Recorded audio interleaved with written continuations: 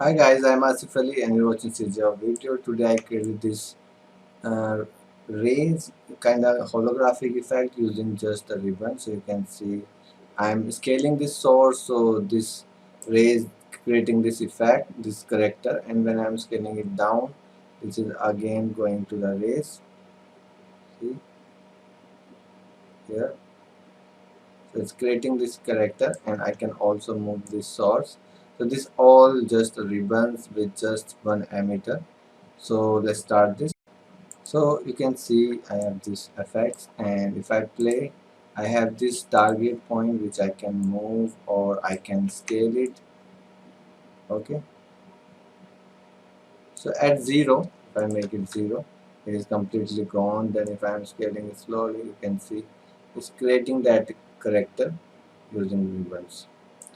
Okay, so if I open this effect here, this has just one emitter, this one emitter, and it has two user parameters. One is distance, this is the blend to create this effect. See how it's creating, and then this is the location. So I can create this like this, and location. So let's create it again. So and let me show you one more thing. So in this one, like I have these two parameters. One is that is creating this effect, and second is the position, this location. Okay, I can move in any direction, and these two parameters I am using here in the blueprint.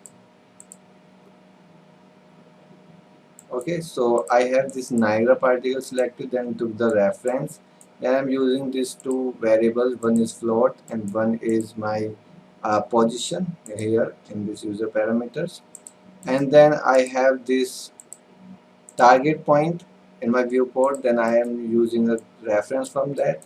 Then I'm using this get 3D scale and using the x value only, then multiplying it 50, and that going to the my distance value, which is this, which is creating this effect. Okay, and then I'm taking the location of this target point which is feeding to this other position, which is this position. Okay, and when I'm playing I can just move it and it will work. Okay, and I can scale it down or up. Okay, so now let's create it again.